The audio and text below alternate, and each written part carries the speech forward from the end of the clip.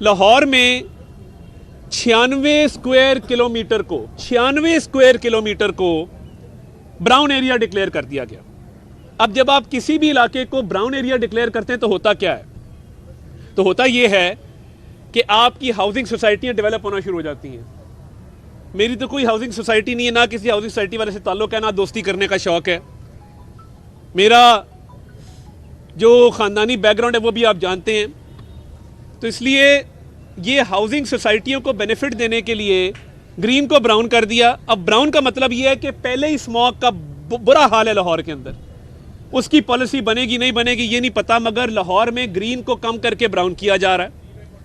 और 96 square kilometre को brown कर देना, ये कहाँ का इंसाफ है? अब जिन साहब ने ये सारी कार्रवाई की है वो मुल्क से बाहर बैठे हैं और अपने वालिद के इलेक्शन पे भी पाकिस्तान आने से गुरेज़ा हैं। इसलिए गुरेज़ा हैं कि उनको पता है कि मैं आऊँगा, कोई ना कोई तहकीकात होंगी। ये आखिरी दिनों में जो माल समेटा गया है, और ये मैं नहीं कह रहा, कल अगर इमरान खान साहब ने ये बात ना की हो अपने इजलास में, आप सारे जहाँ दीदा साफ़ी हैं यहाँ पे खड़े हैं, लियाकत अंसारी साहब खड़े हैं, दान शेख साहब खड़े हैं, मोहसिन बिलाल साहब भी खड़े हैं, तो मैं आपको बताता चलूँ, उल्फत मुगल साहब खड़े हैं, मैं आपको बताता चलूँ कि आपको ये बात मेरे से बेहतर पता होगी कि कल दोनों गुत्थम गुत्था हो गए। इमरान खान साहब ने कहा है कि जो अरबों की करप्शन पंजाब में की गई है ये हमारे गाटे फिटोरी, हमारा वोट बैंक कम हो रहा है। उधर से काफ लीग वालों ने कहा नहीं, असल करप्शन तो गोगी करती रही है, वो तो आपकी नाक की नीचे है, बुजदार सरकार ने की है।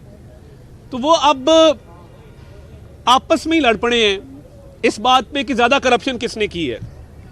तो मुझे लगता है कि ये करीब करीब ही है करप्शन में, मगर जिसका बेटा भागा हुआ है और अपने बाप की वजारत आला बचाने के लिए पाकिस्तान आने से भी गुरेज़ा है, उसको मैं ये खबर देना चाहता हूँ कि आपका मास्टर प्लान जो है उस पर स्टे ऑर्डर हो गया है। अब 2 हफ्ते में आप क्या जवाब जमा कराएंगे? कानूनी जवाब कोई नहीं है, इखलाकी जवाब आपके पास कोई नहीं है। आज ये बहुत बड़ी कामयाबी है जो मास्टर प्लान की शक्ल में अल्लाह ताला के फजल से हमें मिली है। नैब ने भी इसकी तहकीकात का आगाज़ कर दिया है जो मुझे खबर मिली है। तो इसलिए इनके हाथ करप्शन में रंगे हुए हैं। अराकीन की तादाद इनके पास है नहीं, 179 के मुकाबले में ये 165 पे खड़े हैं। तो अदालती ऑर्डर में तो ये बात दर्ज है कि आप एतमाद का वोट जब मर्जी चाहें ले सकते हैं। तो आपको क्या चीज़ रोक रही है? आप अपने हाथ मजबूत करें, आप इस इब्हाम को दूर करें, आए एतमाद का वोट लें और क्या जी हम एतमाद का वोट लेने आ गए हैं। मगर आपको भी पता है कि आपके पास अराकीन की तादाद नहीं है। जिस दिन आपके एतमाद का वोट नाकाम हुआ, क्योंकि देर सवेर लेना पड़ेगा, आइन का आर्टिकल 130 सब आर्टिकल 7 ये कहता है कि एतमाद का वोट लेना होगा। मंजूर भट्टू साहब के दौर में भी लिया गया था, पीर साबिर शाह साहब वाला केस पड़े उसमें भी लिया गया था, 10 दिन की मोहलत दी गई थी। आपको तो 2 हफ्ते हो गए हैं, क्यों नहीं ले रहे एतमाद का वोट? और मेरी अदालत से भी सजा है कि आइन को रीराइट ना किया जाए। आइन के अंदर जब आर्टिकल 130 सब आर्टिकल 7 ये कहता है, और देखिए कि 3 MPAs जिसके अंदर आपकी खवातीन MPAs भी मौजूद हैं, वो कहती है हमने परवेज़ इलाही को वोट नहीं देना, तो आपकी तादाद कम होती जा रही है। इसका मतलब है कि गवर्नर ने ठीक कहा है आपको एतमाद के वोट का। हम अदालत में पेश करेंगे ये बात कि जी ये 3 MPA इनके परवेज़ इलाही को वोट देने को तैयार नहीं है। और अगर कुल मेंबरशिप देखी जाए तो 180 बामुकाबला 188 है। अब इनके मेंबर अगर इनके साथ नहीं, इसमें हमारा तो कोई कसूर नहीं है।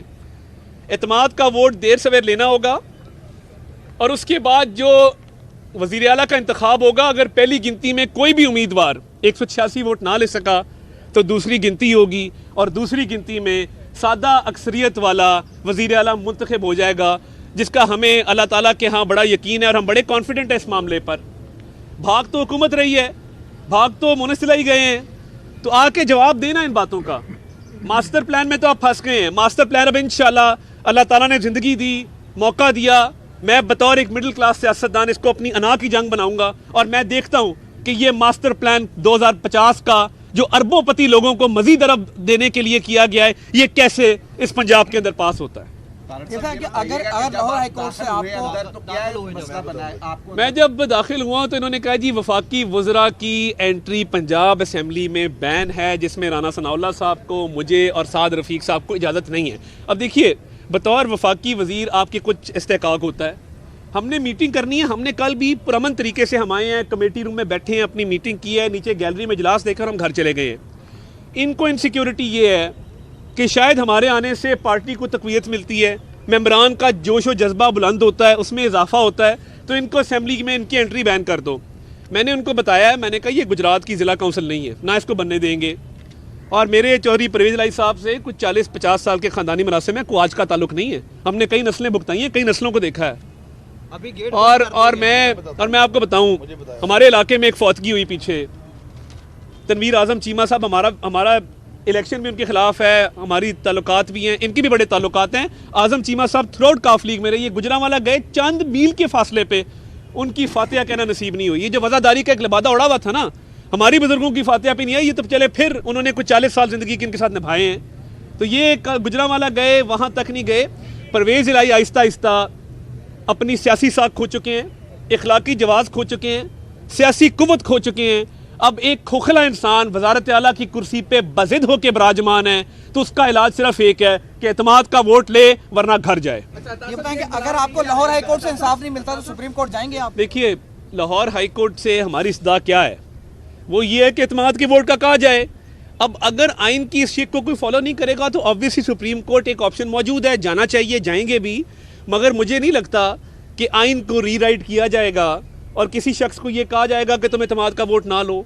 आइन में ये शिक होती ना, अगर इसको इस्तेमाल करने की जरूरत पेश ना आती। जी अगर कल आप और राना सनाउल्लाह साहब ना होते तो किसी भी तरीके से समाज का वोट दिया जा सकता था या कुछ भी किया जा सकता था। क्या उस बात से खौफजदा है कि आपका रास्ता रोका जा रहा है? देखिए, वो खौफजदा जरूर है। कल इन्होंने कोशिश की कि एतमाद का वोट लिया जाए और हम इधर मेंबरान की नंबर्स में हेर फेर कर दें। हमारी तादाद बहुत ज्यादा थी, कैसे कर सकते थे? जी बहुत शुक्रिया। मैं इट डजंट लुक नाइस कि मैं दरवाजे बंद कर दिए पंजाब से। ऑनरेबल फेडरल मिनिस्टर के साहब के बाद बात करूं, अच्छा नहीं लगता। लेकिन सुबह आप मेरे साथ थे साफ़ी, और मैं तारक साहब को बताना चाहता हूं, अभी मेरी बात नहीं हो सकी थी, मैं बिजी था। तो मुझे जब रात को सेक्रेटरी असम्बली ने कहा लक ने कि अताउल्लाह तारड़ को कल भी IG को कहा था उसका दाखिला मना, लेकिन कल IG साहब नहीं माने कि मैं उनको नहीं रोक सकता। ये जो मुझे रात हरफ बहरफ उन्होंने कहा, कल अताउल्लाह तारड़ साहब के लिए सारे गेट बंद होंगे और राना सनाउल्लाह की गाड़ियाँ भी अंदर नहीं आ सकेंगी, ना आ सकेंगे। और मैंने कहा जी अगर उनको अभी नबी हो जाती है, कोई मसला बन जाता है, तो मैं आपको एप्लीकेशन देता हूँ कि अताउल्लाह तारड़ ख्वाजा सादर रफ़ीक और राना सनाउल्लाह खान साहब के साथ कोई किसी किस्म का मिसहैप होता है तो फिर चौधरी परवेज़ इलाही, इमरान खान साहब, मोनस इलाही और अनस इलाही जो उनका छोटा भाई अभी हुआ है, ये सारे ज़िम्मेदार होंगे।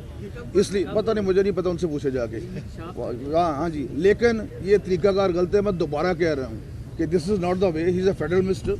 उनके अपने जो इस्तेकाक है, रूल्स पढ़ लें, जो कुछ पढ़ लें, ज़ाब्ता कौमी असम्बली का पढ़ लें, सूबाई असम्बली का पढ़ लें, अगर इनको आता है तो। मेरी ज़ाती तौर पर चौधरी परवेज़ इलाही साहब से रिक्वेस्ट है, वो जो चाहते ये हैं कि जिस तरह डिप्टी स्पीकर को चाहते थे कत्ल हो जाए, अब भी वो कैजुअलिटी चाहते हैं। हम ये नहीं होने देंगे। इंसान बहुत बड़ी कीमती चीज़ है, हमारा वोट से मुकाबला करें। और मैं आपको 100% श्योर, आप मेरे भाई हैं सारे, जितने भी हमारे जर्नलिस्ट साहब, हमारे माशरे की आंखें, चेहरा और हाथ हैं, ये एतमाद का वोट नहीं ले सकते, नहीं ले सकते, नहीं ले सकते। अगर इतनी इनको हिम्मत है तो इतना अगर डरते हैं तो फिर घर से क्यों निकलते हैं? आए नहीं इधर आके, अपना इजलास बुलाए, नहीं बुलाते, आके कहें जी हम एतमाद का वोट लेना चाहते हैं। इसलिए जी मेरे साथ अभी चूँकि मोहतरम अताउल्लाह तारड़ साहब की बात नहीं हो सकी थी, मैं अंदर बिजी था, काम करवा रहा था। लेकिन आपके सामने आप भी थे, 2-4 और साथी थे। मैं सर इनको साथ लेके वहाँ पे गया हूँ और मुझे ये कहा गया है कि इनका दाखिला टोटली तौर पर बैन कर दिया गया है और खास तौर पर अताउल्लाह तारड़ को तो अंदर आने नहीं देना। देखिए, मैं इसमें ऐड करूँ, जब कौमी असम्बली में जब वज़ीर आला साहब आते हैं, इज़्ज़त तकरीम से उनको रिसीव किया जाता है, उनको गैलरी में बिठाया जाता है। सूबे का कोई नुमाइंदा है, कौमी असम्बली में इंस्ट्रक्शंस ये हैं, MPA है, सूबाई वज़ीर है, वो कार्ड भी नहीं दिखाएगा, वो आएगा, उसको वह जगह दी जाएगी। ये देखिए, ये जो मुलाजमीन हैं, ये लक हो गया, ये भट्टी साहब हो गए, ये अब शाह से ज़्यादा शाह के वफादार हैं ना जी। ये मशवरे देते हैं, कल को भुगतना भी इन्होंने, ये बड़े निकल जाएंगे। मैं इसलिए कहूँगा ये हाथियों की लड़ाई में ना आए, पिस्ती घास ही है। और देखें, ये रवायात मत सेट करें। एक माइंड सेट है ना, क्लर्क से एक बंदा प्रमोट होकर जब पहुँचता है सेक्रेटरी की कुर्सी पे, उसका माइंडसेट तो वही रहेगा। आप 7वें स्केल से, मैं कहता हूँ 17वां स्केल दे दें इनको, 22वें से 23वां, 23वें से 24वां, 24वें से 25वां, हुजूर का इकबाल बुलंद हो, आप जितना मर्जी इकबाल बुलंद कर दें, मेंटालिटी वही रहेगी। तो ये वो मेंटालिटी सामने आ रही है जिसका मुकाबला करने के लिए हम तो तैयार हैं। भाई, ये जो आपने ग्रीन वाला प्रोजेक्ट के हवाले से मुबैना तौर पर ये कहा जा रहा है कि 100 अरब रुपए की करप्शन है, जिसमें कम बता रहे हैं आप। चले मैं इससे ज़्यादा कर लें, जिसमें एक प्रॉपर्टी टाइकून, एक मीडिया टाइकून का गठ जो चौधरी मोनस लाई है, तो क्या इन सबको शामिल तफ्तीश किया जाएगा? और देखिए, जो दरख्वास्त मेरे नोटिस में आई है उसमें बुशरा मानिका साहिबा का नाम है, इमरान खान साहब का नाम है, परवेज़ इलाही साहब का नाम है और मोनिस इलाही साहब का नाम है। कोई बैद नहीं कि आज अमान पार्क के बाहर लाइनें लग जाएं पैसे वापस लेने वालों की, क्योंकि देखिए ये बड़ी बड़ी हाउसिंग सोसाइटीज़ को हुआ क्या, मैं एक प्रॉपर्टी डेवलपर हूँ, मैंने ब्राउन एरिया में हाउसिंग सोसाइटी नहीं बनाई, मैंने ग्रीन में बना ली। अब जब मैंने ग्रीन में बनाई है वो इलीगल है।